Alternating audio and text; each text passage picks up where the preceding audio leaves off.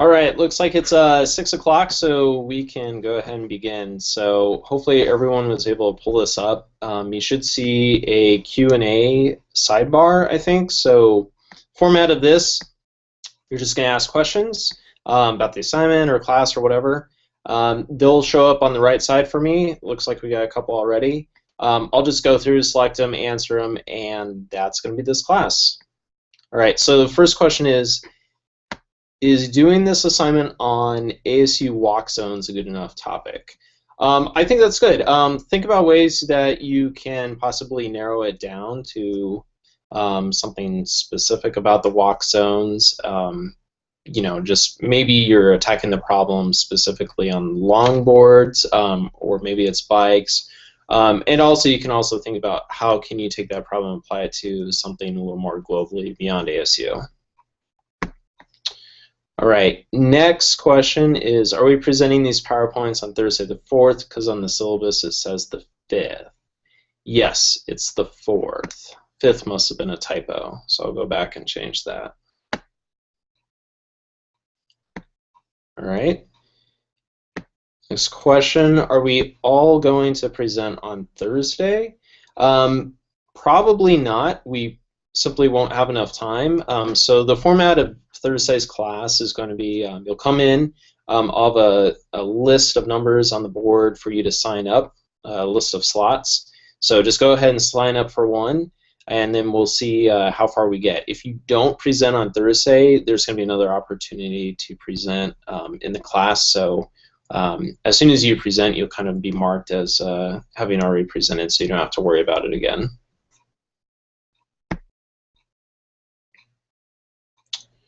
All right, next question. Same question, will everyone be presenting on Thursday? Probably not. Really depends on time.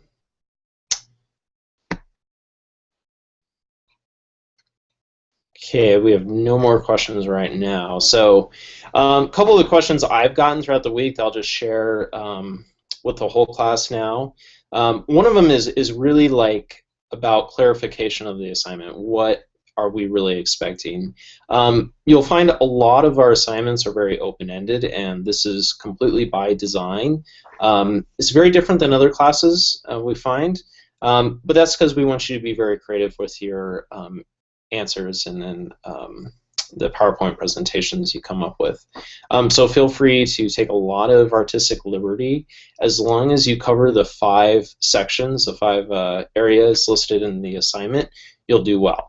The second thing is you can submit an early draft of the assignment, so that could be tonight or tomorrow, and we'll have a chance to review it. Just don't do it too close to class, otherwise we're not going to have time.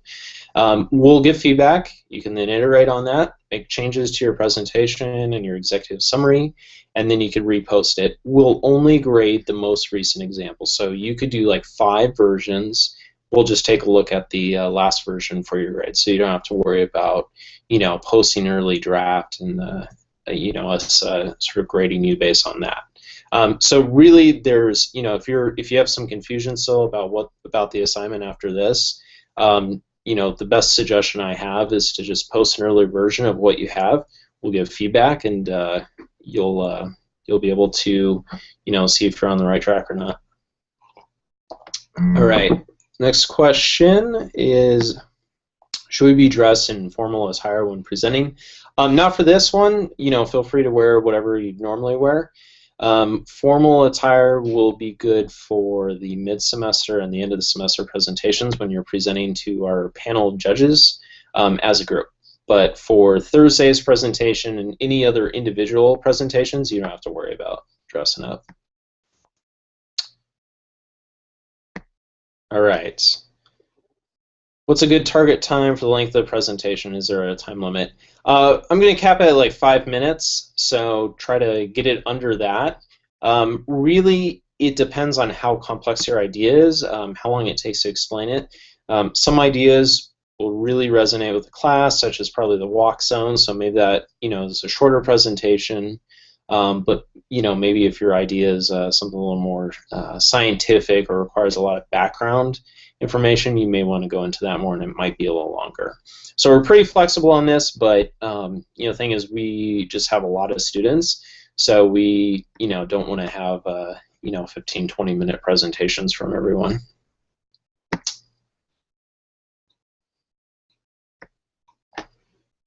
Are we allowed to change pain points if we find a more interesting pain point down the line? Yeah, absolutely. So let's say after this assignment, you're like, you know what? I kind of explored it. I looked at possible solutions. Not really that passionate about it anymore. But I found something else for the next assignment that I really want to explore. That is more than okay to change pain points. The only caveat is that when you are in your groups and you're working on one pain point, generally that's going to stay the same. There'd have to be a pretty compelling reason for you to switch like midway through the semester when you're already grouped in your group. But the thing is, the pain point probably won't change much as your group, but your solution should. And if your solution isn't really changing at all, then that's usually a sign that you're probably not talking to customers as much as you could be.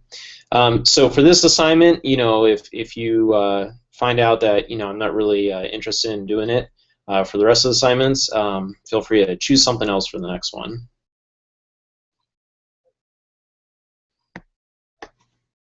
All right, to be clear, is the purpose of the assignment to convince you that the pain point is good enough to invest in, not come up with specific solutions like products or services? So this is a good question. I got this from a few people. Think of the purpose assignment, it's really three things. Communicate what your pain point is, which sometimes can actually be a lot more difficult than you would think. For example, Ward and I haven't been on campus and seen the walk zones in some time. So, when we heard about it, we weren't very clear about what a walk zone actually is.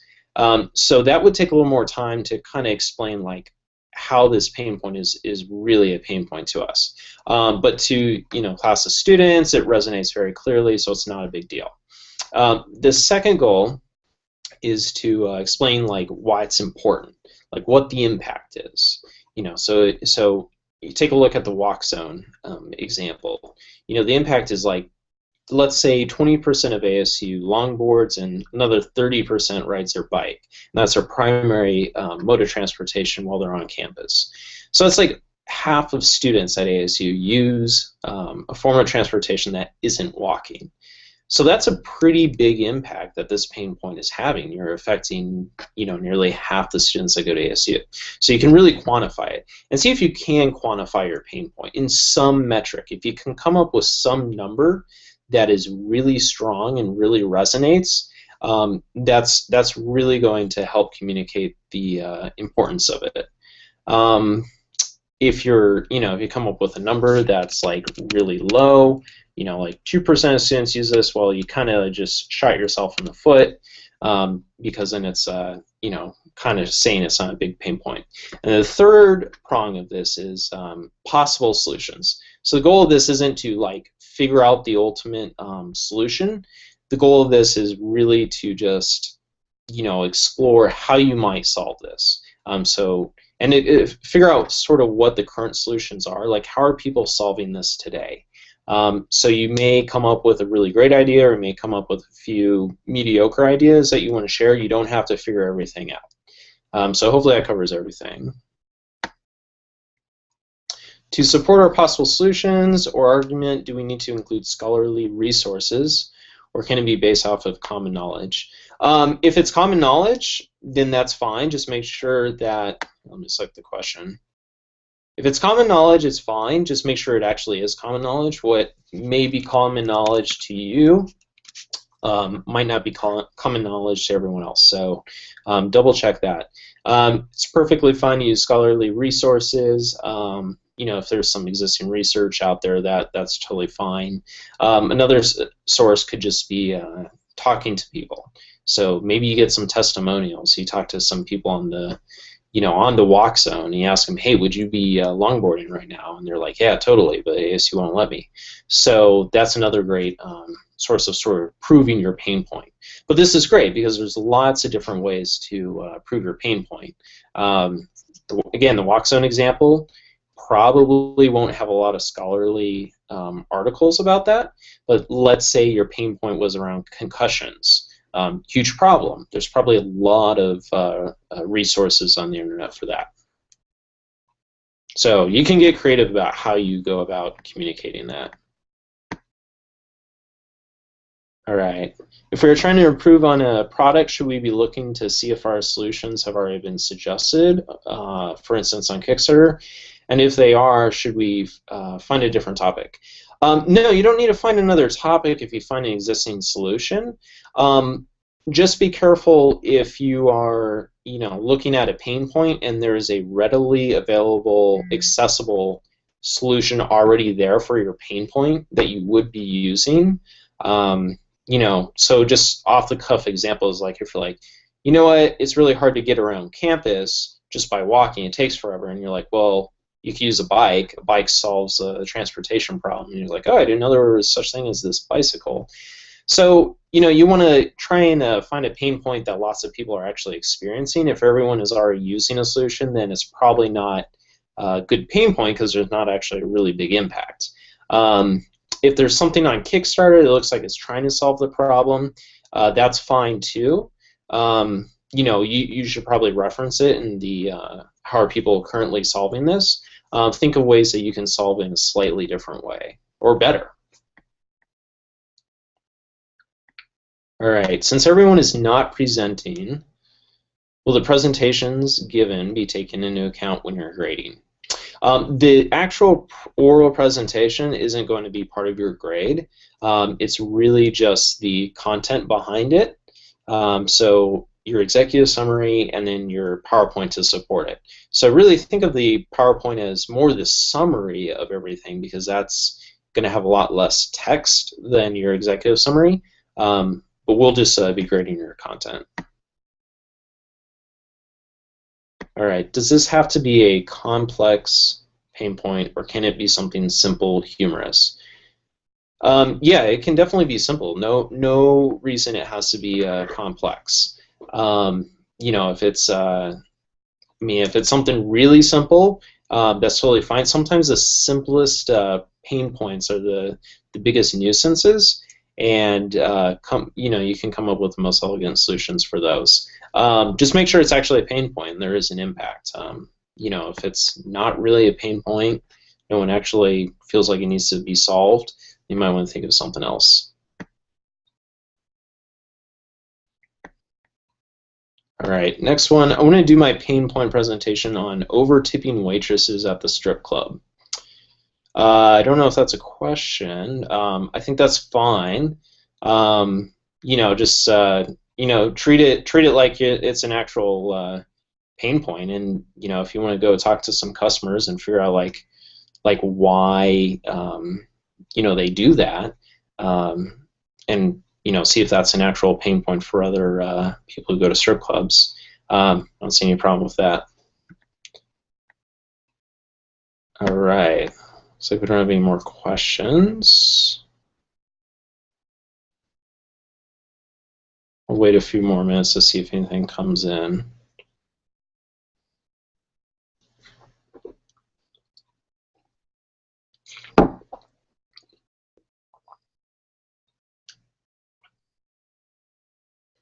One thing I want to talk about, and I'll spend a couple minutes going over this. I see a lot of students in the past really struggle to differentiate between the pain point and the solution. So at this stage of the class, the important part is to really focus on pain points, not how you go about solving it. You may want to explore that a little. You'll need to explore it a little in this assignment, but you always want to get to the root cause of what is the actual problem. So many startups fail from someone building a solution that really doesn't solve a problem because they think it'd be interesting or neat or fun, but it doesn't really tie back to a pain point. So that's why in this class we always focus on the pain point, and that drives our solutions. So we'll also see this as we go through the group exercise. But make sure as you're doing this that you are thinking of pain point and solution as two separate things. They're not the same thing. A pain point can have many different solutions, and most pain points do have many different solutions. I mean, the most obvious examples like pain, like physical pain, you could take ibuprofen, Tylenol, aspirin, and so forth. These are all different solutions to the actual pain point. So one of the biggest problems is in the assignment, it's not really clear like what the pain point is because it's really just talking about the solution. So make it very clear that this is the pain point and you articulate that. All right, one more question. What happens if someone has the same pain point when we present? Do we have to redo our pain point? Not at all. That is totally fine. We sometimes have that, not a whole lot. You know, you'll learn a lot from each other's presentations. You'll learn about their thinking with possible solutions. Feel free to sort of draw on that. Again, you're not stuck to it, so maybe you change your mind about what pain point you want to do for the next assignment. Again, that's fine too. You know, so we have it. Don't worry about it too much, and it could be a good opportunity to collaborate. All right, so judging by the strip club comment answer, we are allowed to get really creative. Yeah, you can get very creative in this class. Just again, make sure that it's not moving away from stuff that actually is a pain point. Sometimes the most creative things out there, you know, are really huge pain points. So you know, don't feel like there's a lot of boundaries here. Really, the boundary is about the impact. You know, how much of a pain point this is. And then that's what you really want to communicate.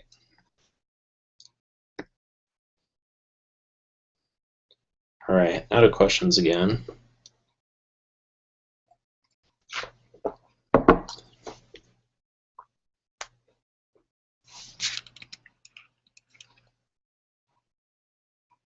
Wait a few more minutes to see if anything comes in. All right. Keeping electronics plugged in costs money over time. For example, keeping an Xbox plugged in costs 25 cents per month just by staying plugged in. Interesting. Same can be said for other products. Is this marketable? I did not know that. I didn't think it actually drew power when it wasn't being used, but maybe it does.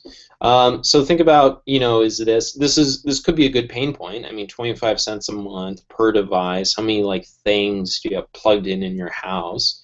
I don't know. I mean, see if you can really go through this exercise and see if you can communicate this as a valid pain point. You know, an impact of 25 cents a month, probably not that big of a pain point.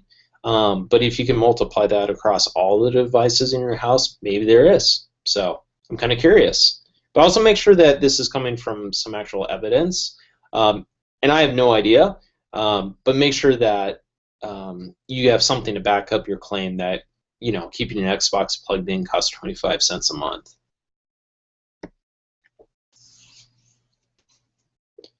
All right, is it okay to explore pain points that may only affect one sex? Yes, that is perfectly fine. Last semester, a good example of that was a automated makeup airbrushing machine, which clearly Ward and I were not very experienced with. So, but it was a great product. It was a great idea. It was a very, very clear pain point, and they did a very good job of communicating that. So, like, at the end of the class, you know, Ward and I really knew what went into, you know, makeup and airbrushing.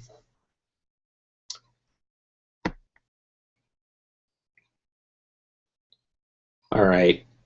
I am going to pause this for about 2 minutes while I grab my charger. My computer is about to die. I apologize. I didn't realize I was so low on battery. So I am going to be right back. But in the meantime, it should go blank, but I'll pick it up in a couple minutes.